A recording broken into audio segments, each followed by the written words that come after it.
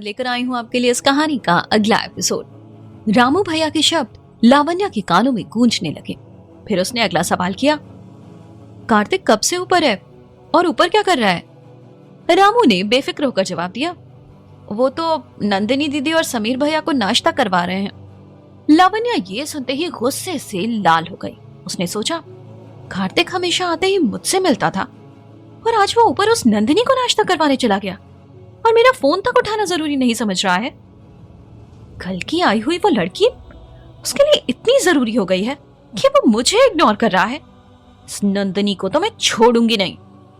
ऊपर हॉल में कार्तिक वापस समीर को खाना देकर आ चुका था। नंदिनी ने कार्तिक से इशारे से समीर के खाने के बारे में पूछा और कार्तिक ने बड़ी प्यार से हल्की मुस्कुराहट के साथ कहा, बचपन से जानता हूं, मुझसे नहीं मानेगा तो किससे मानेगा। आगे कार्तिक ने समीर के बारे में कहा, उसे जितना जल्दी गुस्सा आता है उतनी ही जल्दी वो मान भी जाता है और समीर का दिल बहुत साफ है, बहुत सुलझा हुआ। तुम्हें पता भी नहीं चलेगा वो दुखी है या परेशान, लेकिन वो तुम्हें हंसा देगा। यही उसकी सबसे खास बात है। नंदिनी कार्तिक की बातें सुन रही थी। उसे समीर के बारे में जानना अच्छा लग रहा था। तभी कार्तिक ने देखा नंदिनी के नाश्ते की प्लेट ऐसी ही रखी हुई है जैसे रामू उसे रख कर गया था। उसे देखकर कार्तिक ने कहा, अरे तुमने अभी तक खाया नहीं? नंदिनी ने कहा, मुझे भूख नहीं है। मुझे भूख है, लेकिन इस घर में सबको तुम्हारी चिंता है। मुझसे तो किसी ने भी नहीं पूछा आज। वैसे मेरे आते ही आंटी मुझे कुछ खिलाती थी। कोई बात नहीं, दाने दाने पर लिखा है खाने वाले का नाम, कार्तिक ने मस्ती में कहा। अरे ऐसा कैसे, आप खाइए ना। कार्तिक ने झट से कहा, हाँ खाऊंगा, लेकिन एक शर्त है। क्या? नंदिनी ने पूछा। तुम्हें भी खाना पड़ेगा मेरे साथ, तभी खाऊंगा। कार्तिक ने अपनी शर्त रखते हुए कहा, अच्छा ठीक है, आप शुरू कीजिए, मैं भी खाती हूँ। दोनों एक साथ ढेर सारी बातें करते हुए एक प्लेट से खाना खाने लगे। तभी वहां लावण्या पहुंच गई, अपने गुस्से को छिपाते हुए। लेकिन वहां दोनों को ऐसे साथ देखकर उसे ये बर्दाश्त नहीं हुआ। लावण्या को आते हुए देखकर कार्तिक ने हंसते हुए कहा, अरे लावण्या तुम, मैं अभी तुम्हारे पास ही आने वाला था। आने वाले थे ना कार्तिक, आए तो नहीं। और तुम्हें पता है मैं कब से तुम्हारा इंतजार कर रही थी। हाँ, लेकिन मैं यहाँ ऊपर समीर से मिलने आ गया। कार्तिक ने कहा, वो तो मुझे दिख रहा है। लावण्या ने नंदिनी को घूरते हुए कहा, तुम्हें नहीं लगता कि तुम कुछ ज्यादा ही ओवर रिएक्ट कर रही हो? कार्तिक के इस बात से लावण्या को और तेज गुस्सा आ गया। मैं ओवर रिएक्ट कर रही हूँ कार्तिक? Are you serious? तुम फोन देखो अपना, मैं कब से तुम्हें कॉल कर रही थी। लावण्या तुम पहले शांत हो जाओ। मुझे आंटी ने बताया समीर गुस्से में है और उसने खाना नहीं खाया है, तो मैं उससे मिलने आ गया और फिर यहाँ नंदिनी से बातें करने लगा। लेकिन इसमें ऐसी भी क्या बड़ी बात हो गई, मुझे समझ नहीं आ रहा है। कार्तिक ने अपना फोन देखते हुए कहा। उसमें लावण्या के 5 मिस्ड कॉल्स थे। कार्तिक का फोन साइलेंट होने की वजह से पता नहीं चल पाया। लावण्या दी, नंदिनी कुछ कहने ही वाली थी कि लावण्या वहां से गुस्से में चली गई। कार्तिक को यह सब देखकर बहुत ही इंसल्टिंग लगा, नंदिनी और अपने लिए भी। उसे समझ नहीं आ रहा था कि आखिर ऐसी भी क्या गलती कर दी उसने। Nandini, I am really sorry, उसका मूड खराब होगा, तुम उसकी बात को दिल से मत लगाना। कार्तिक ने नंदिनी को समझाते हुए कहा। नंदिनी ने बहुत कोशिश की कि वो रोएगी नहीं, लेकिन उसकी आंखें नम हो गईं। उसके पलकों पर आंसू ठहर गए। उसने एक शब्द नहीं कहा आगे। कार्तिक को नंदिनी को ऐसे देखकर बहुत बुरा लगा। उसने नंदिनी के पलकों के पीछे छिपे आंसुओं को देख लिया था। नंदिनी का ये उदास चेहरा देखकर उसे लावण्या पर बहुत तेज गुस्सा आया, लेकिन वो कुछ कर नहीं सकता था। तुम ऐसे मत रो नंदिनी, मैं तुमसे माफी मांगता हूँ लावण्या के बदले। तुमसे नहीं बल्कि मुझसे गुस्सा थी। कहते हुए कार्तिक ने अपना रुमाल निकालकर नंदिनी की तरफ बढ़ाया। कार्तिक को नंदिनी अभी और भी खूबसूरत लग रही थी। तुम प्लीज अपना खाना खत्म करो, मैं उसे देखता हूँ। कहते हुए कार्तिक नीचे चला गया। उसे यूं नंदिनी को छोड़कर जाने का मन बिल्कुल भी नहीं था। वो वहां रुकना चाहता था। नंदिनी से बात करना उसे अच्छा लग रहा था। ऐसे रुमाल देते हुए समीर की नजर कार्तिक पर पड़ी तो उसे अजीब लगा। ये जलन थी या कुछ और, इसका तो अंदाजा अभी समीर को भी नहीं था। नंदिनी को समीर के लिए बुरा लग रहा था। काफी देर तक वहीं बैठकर यही सब सोचती रही। फिर लगभग आधे घंटे बाद उसने सोचा उसे अभी समीर से जाकर माफी मांग लेनी चाहिए। वो पीछे मुड़ी और समीर के कमरे की तरफ चली गई। उसने समीर के कमरे के आधे खुले दरवाजे को नॉक किया। 2 बार नॉक करने के बाद भी किसी ने कुछ नहीं कहा। फिर नंदिनी ने कमरे में झांका तो उसे बिस्तर पर समीर लेटा हुआ देखा। उसने थोड़ी हिम्मत की और उसके कमरे में चली गई। समीर दूसरी तरफ मुंह करके लेटा हुआ था। नंदिनी ने कहना शुरू किया, मुझे माफ कर दो, मुझे बिल्कुल भी नहीं पता था कि मेरी वजह से तुम्हें इतना सब कुछ सुनना पड़ेगा। ना मैं कल तुम्हें कहती, ना हम इतनी रात को जाते। मेरी वजह से तुम्हें पनिशमेंट भी मिल गई। सॉरी समीर। नंदिनी ने देखा समीर कुछ भी नहीं कह रहा है। उसने फिर से कहा, तुम सुन रहे हो ना समीर? समीर ने अभी भी कुछ नहीं कहा। नंदिनी जैसे ही आगे बढ़ी, समीर पलट गया। नंदिनी उसे देखती रह गई। सोया हुआ समीर किसी मासूम बच्चे की तरह लग रहा था। उसे ऐसे देखकर नंदिनी ने आगे कुछ नहीं कहा और कुछ देर के लिए उसे देखने लगी। तभी उसे एहसास हुआ कि एसी का टेम्परेचर बहुत कम है और समीर को ठंड लग रही है। तभी उसने बिस्तर पर रखे ब्लैंकेट को उठाया और समीर के करीब जाकर उसे उठा दिया। समीर ने नींद में ही कंबल को बच्चों की तरह पकड़ लिया, जैसे उसे यही चाहिए था, बस अच्छी नींद के लिए। नंदिनी जैसे ही पलटी, उसका सिल्क का दुपट्टा बिस्तर में फंस गया था। वो नीचे झुकी अपना फंसा हुआ दुपट्टा छुड़ाने के लिए। तभी समीर ने उसका हाथ पकड़ लिया। समीर को अपने इतने करीब महसूस करके नंदिनी डर गई। समीर ने नंदिनी का हाथ इस तरह पकड़ा जैसे वो उसे खुद से दूर ही ना करना चाहता हो। नंदिनी बिना पलके झपकाए उसे देखने लगी।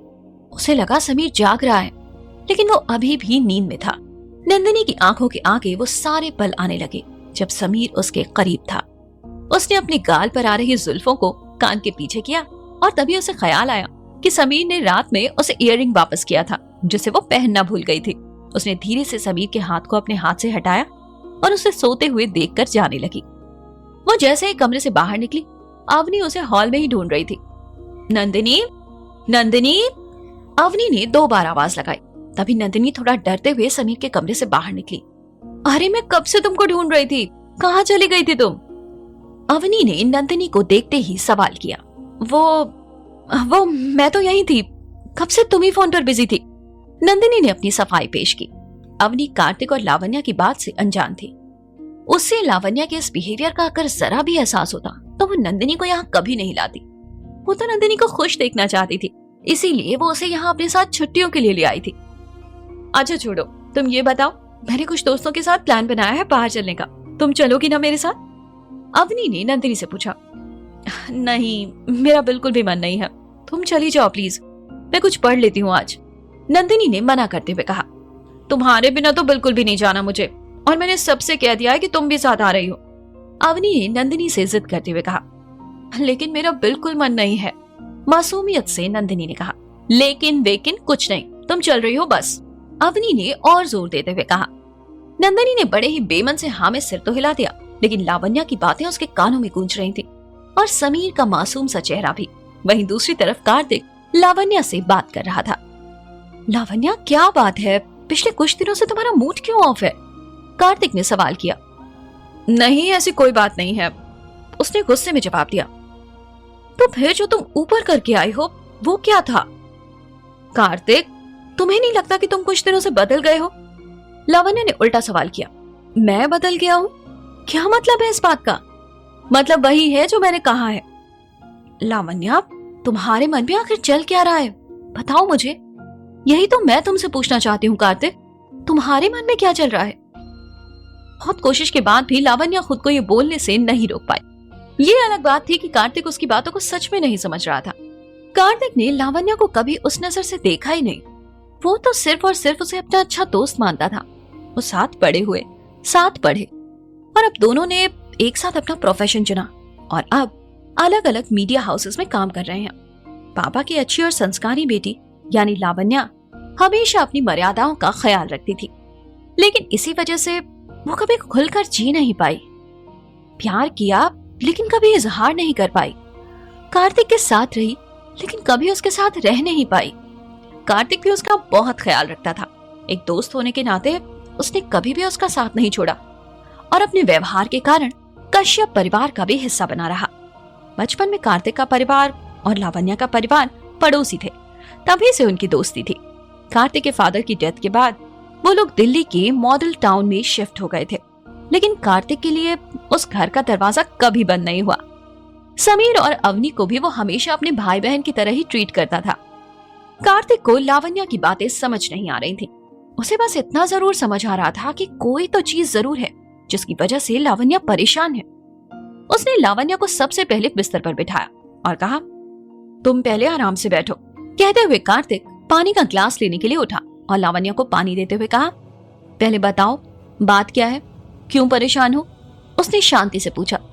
लावण्या को एहसास हुआ कि उसने कुछ ज्यादा ही कह दिया है। उसने बात को घुमाते हुए कहा, कुछ नहीं कार्तिक, वो काम का प्रेशर है, बस इसलिए। आई एम रियली सॉरी, मुझे तुमसे ऐसे बात नहीं करनी चाहिए थी। लावण्या ने इस बार शांति से कहा, एक काम करो, तुम आज का अपना सारा काम छोड़ो और आराम करो।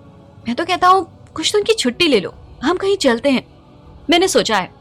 कार्तिक ने लावण्या को समझाते हुए कहा, ठीक है, मैं बॉस से बात करती हूँ, लेकिन मैं बिल्कुल ठीक हूँ, बस पता नहीं क्यों अभी बहुत तेज गुस्सा आ गया था। उसने मासूमियत से कहा, कोई बात नहीं, वैसे भी तुम बहुत दिनों से लगातार काम कर रही हो, थोड़ा सा ब्रेक ले लो। कार्तिक ने प्यार से कहा। वो अक्सर ऐसे ही करता था, उसे बहुत ही कम गुस्सा आता था और बहुत ज्यादा गुस्से वाले इंसान को उसे शांत करना भी आता था। शायद यही वजह थी कि लावण्या से उसकी दोस्ती अभी तक बरकरार थी। तुम आराम करो, मैं ऑफिस के लिए निकलता हूँ, मुझे कुछ जरूरी काम निपटाने हैं।